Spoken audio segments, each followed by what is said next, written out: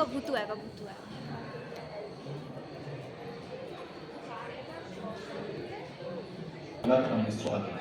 यहाँ ट्रचे से शुरू हुए 3.5 अरब साल हो गए। मैंने चार्ल्स डार्विन आंखों ले चलूंगा प्राचीन युगों के रोचक सफर पर। आइए जान लेते हैं आदिम धरती को, इसके विभिन्न जीवन रूपों, फिर चलेंगे प्री कैम्ब्रियन और ऑर्डोविशियन युग में।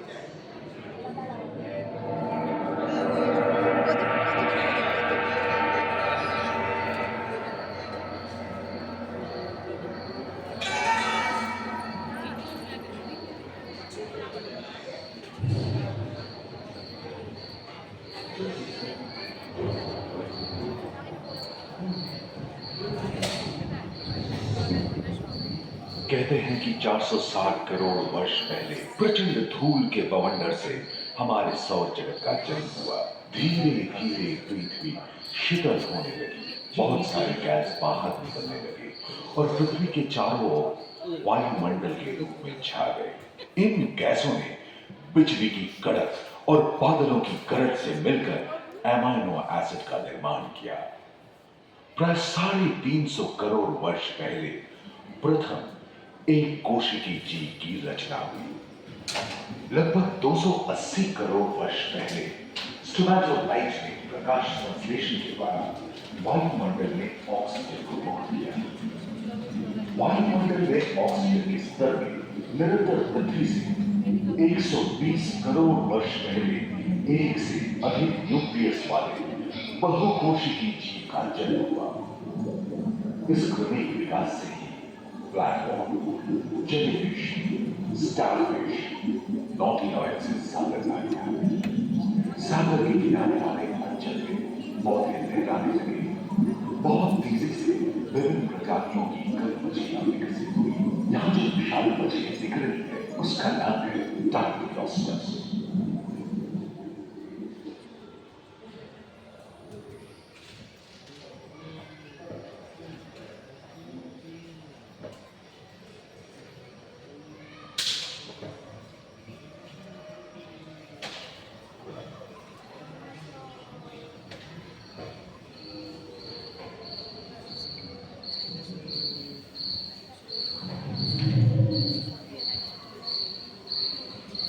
लगभग 35 करोड़ वर्ष पहले धरती पर पेड़ पौधों का जन्म हुआ, जो बढ़ते गए और घने जंगलों में बदल गए।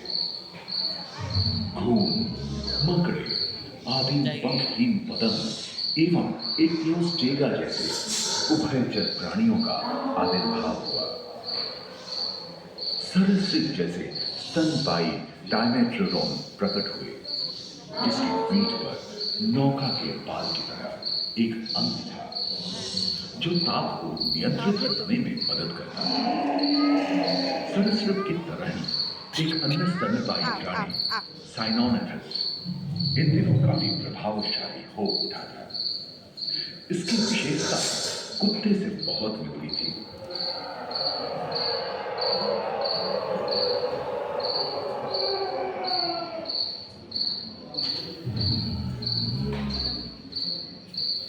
प्राय 1 मीटर तक पंख फैलाने में सक्षम दानव जैसा ड्रैगन फ्लाई, साथ ही गिल चिट्टे, बीटल एवं बिच्छू पृथ्वी के चारों ओर फैल गए थे।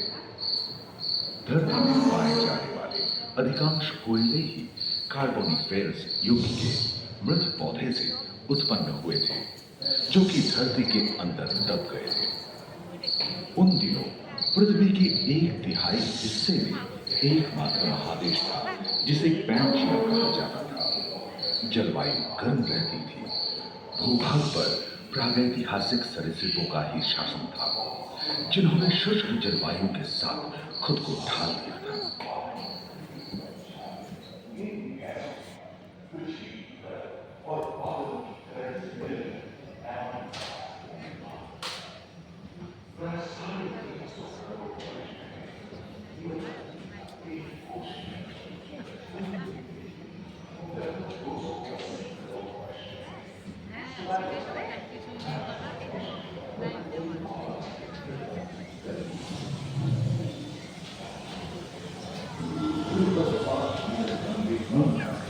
कछुओं और मगरमच्छों का जन्म लगभग 22 करोड़ वर्ष पहले इस धरती पर हुआ वो था। देखो ऊपर ऊपर दिखाइए इसको। प्रथम स्तनपायी जीव मेगाज़ोस्ट्रोडम चूहे जैसे आकार का था।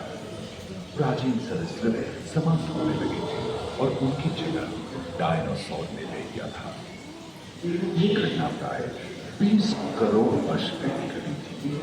डायनासोर विभिन्न आकार एवं माप के थे और धरती के कोने कोने में फैल गए थे एवं जलवायु के अनुकूल खुद को ढाल दिया था। इनमें से कुछ तो गिलहरी की तरह हल्के फुल्के थे और कुछ 15 पूर्ण वयस्क हाथियों जितने भारी थे। सामने में।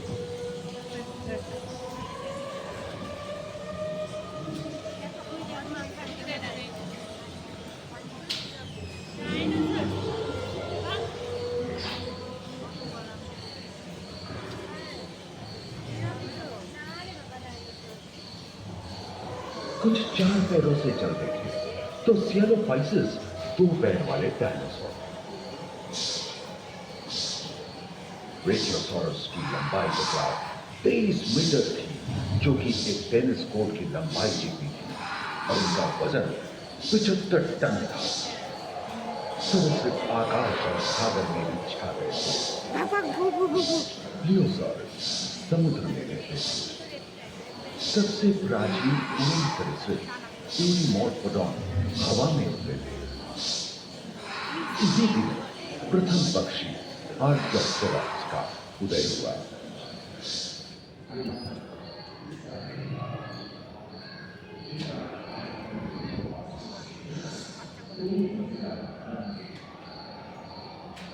अगले 10 करोड़ वर्षों यानी जुरासिक के अंतिम चरण से क्रेटेशियस युग का प्रथम चरण तक डायनासोर के लिए स्वर्णिम युग रहा। जलवायु में नमी की मौजूदगी से पृथ्वी पेड़ पौधों से भर उठी।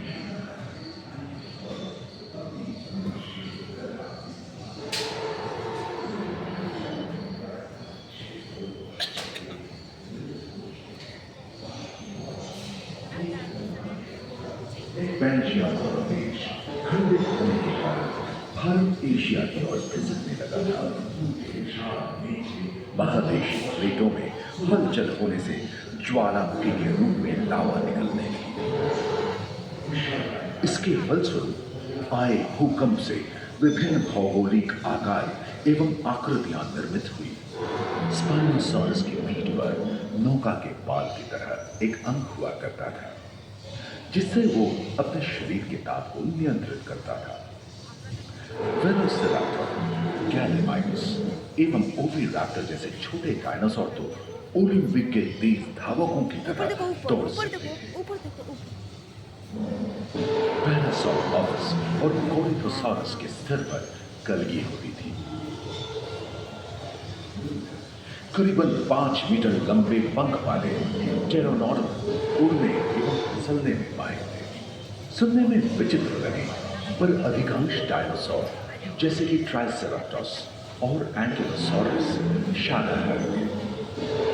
लॉरेसिया और गोंडवाना नाम के 2 भूखंड महादेश में रूपांतरित हुए एवं समुद्री गर्भ के कठोर आवरण से रॉकीज एवं अन्य पर्वत श्रेणियां निर्मित हुई।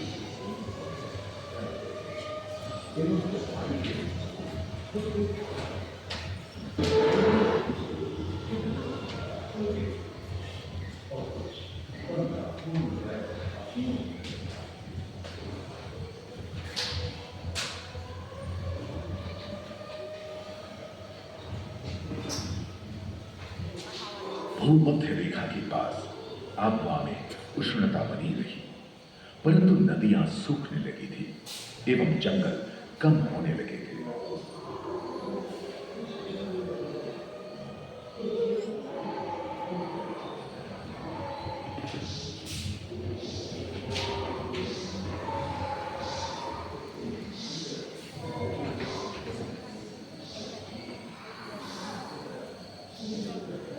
एकांत महादेश में जीव जंतुओं का विकास स्वतंत्र रूप से शुरू हुआ। सबसे पहले पुष्प वाले पौधे धरती पर विकसित हुए एवं परागण के लिए कीट पतंगों के साथ संपर्क स्थापित हुआ। वे तेजी से धरती पर बढ़ने लगे। इसी समय पहली बार धरती पर सांपों का जन्म हुआ। डायनासोर में सबसे भयंकर था टिरानोसॉरस रेक्स। भूस्थल पर इसका ही राज चलता था। यह प्राय 12 मीटर लंबा यानी 2 मंजिला मकान के आकार का था।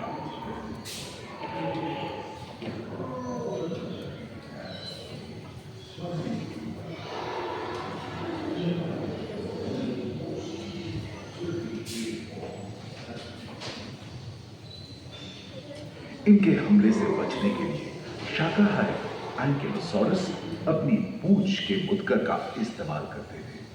सभी डायनासोर प्राय 6.5 करोड़ वर्ष पहले ही विलुप्त हो चुके थे। आखिर क्यों? एक अनुमान के अनुसार एक बहुत बड़ी ग्रहिका पृथ्वी से जा टकराई, जिसके फलस्वरूप उत्पन्न धूल के विशाल मेघ ने हजारों वर्षों तक सूरज की किरणों को धरती पर पहुंचने से रोक दिया था। फलस्वरूप विशालकाय डायनासोर को पर्याप्त आहार और भूख के कारण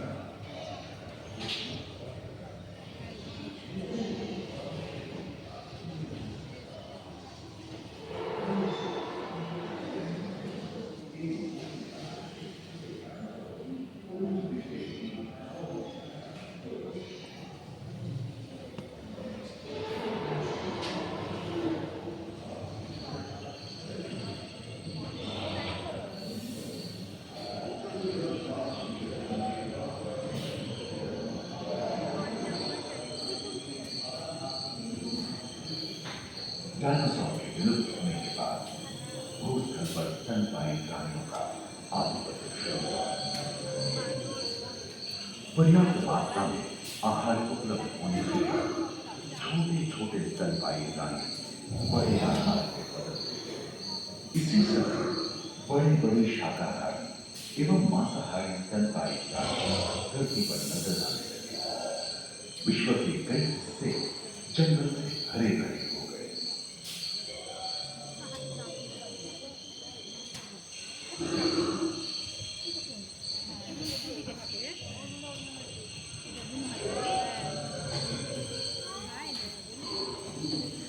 हाथी के पूर्वज धर्मधैर्य और घोड़े के पूर्वज यूहिपस की उत्पत्ति हुई, जो आज के हाथी और घोड़े में रूपांतरित हुए।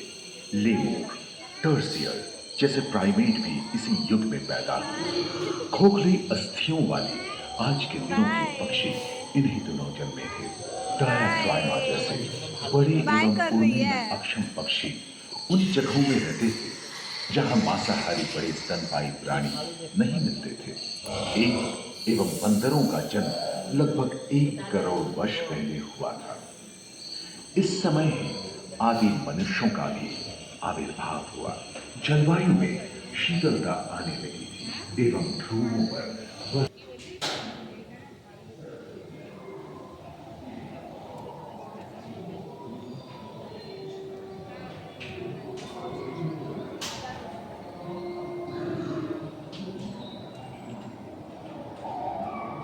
पृथ्वी के लंबे इतिहास में झांके तो ऐसे कई मौके रहे हैं जब उत्तरी गोलार्ध के अधिकांश हिस्से बर्फ की चादरों से ढक गए थे, जो आइस एज के नाम से जाना जाता है। हम आज ऐसे ही एक आइस एज में रह रहे हैं जो 20 लाख वर्ष पहले शुरू हुआ था। रोईदार गैंडे, रोईदार स्तनपायी और कस्तूरी गायों ने अपने शरीर के रोमों की सहायता से शीतल जलवायु के साथ तालमेल बैठा लिया था। पुष्टकुंभक आकार के फूलनुमा ग्लाइकोडोन जैसे विशाल आर्madillo भी उन दिनों मौजूद थे। सिल्वर टूथ वाले बाल और विशाल सिंह वाले तीर जंगल में शान से विचरण करते थे। संभवतः सामने के दांत से मांस को चीरने फाड़ने में हुई अड़चन के कारण यह समय के साथ विलुप्त हो गए। वहीं दानव आकार के हिरन हिंसक जानवरों से बचने के लिए तेजी से नहीं भाग सकते थे। फलस्वरूप वे भी ओझल होते गए। इस समय से ही आधुनिक मानव का क्रमिक विकास शुरू हुआ और विशाल स्तनपायी प्राणी धीरे धीरे विलुप्त होने लगे।